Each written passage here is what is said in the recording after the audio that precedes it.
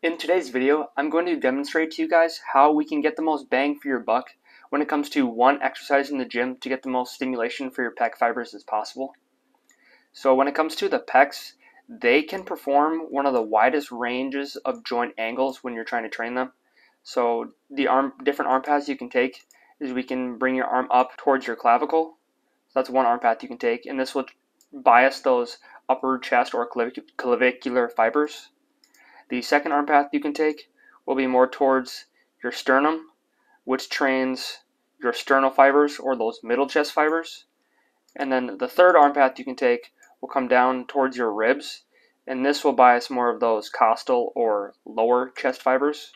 If you want to effectively train all three of these muscle divisions of the pecs, you would want your arm path to represent which fibers you want to bias. So whether that's doing an incline, a horizontal, or a decline press. As per the goal of finding an exercise or setting yourself up for an exercise that will maximize the amount of stimulation we can get onto your pecs, the arm path we're going to take will be in towards your sternum, and there are going to be a few reasons why. So when we divide these pec muscles up, you can see the relative size for each one. You can see that the sternal fibers take up the majority of your pec as a whole, so that's where we want the arm path to bias. The second reason we'll pick an exercise targeted at the sternal fibers is because even though we're going in towards those sternal fibers, the upper and the lower divisions are still going to receive some stimulation, though it won't be as much if you were to perform an exercise that brings your arm towards your clavicle or the ribs.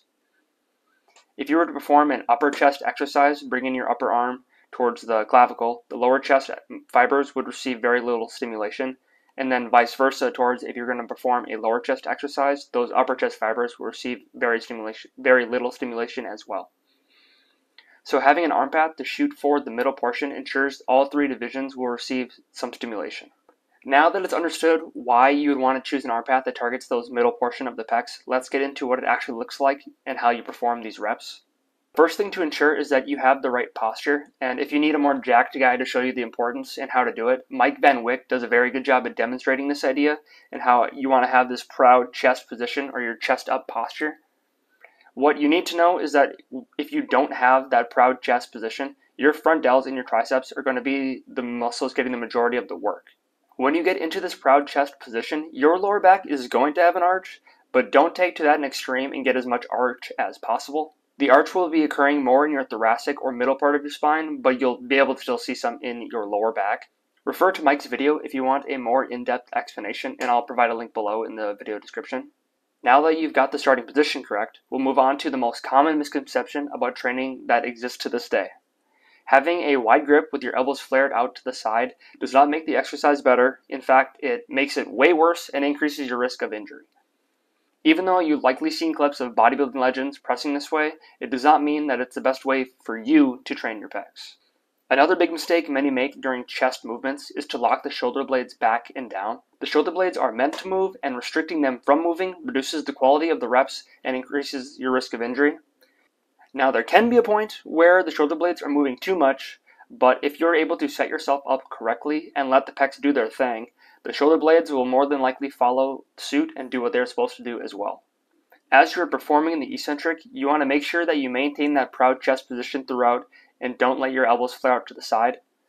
And then you'll want to stop the eccentric before your shoulder will roll forward and the elbow will rotate up dramatically. This is known as shoulder gliding, and it is a sign that the tension is leaving your pecs and being placed onto other structures. And per the goal of this video is maximizing stimulation onto your pecs, so we want to make sure you're staying in the range of motion where the pecs are the main bearers of the tension and the load. To initiate the concentric, you want to push yourself into the support behind you and bring that upper arm in towards your sternum. Following these cues will help you stimulate as much of the pecs as possible, no matter the equipment you use. But now I'm going to dive into how we're going to get a few extra percentages of optimization if that's something you guys are after. When it comes to maximizing the stimulus for literally any muscle, you want to train it in as much of the range of motion it is capable of performing with a good resistance profile, which essentially means that the exercise is challenging that muscle throughout the majority of the rep. In this case, for the pecs, you want to be using equipment that converges and allows the arm to come in towards each other, as this is ideal because it trains a bigger range of motion than what you'd accomplish, let's say, with like a barbell or a Smith machine, or just literally any piece of equipment that has fixed handles for that matter. This allows you to train the pecs throughout a larger range of motion, which falls into the theme of this video.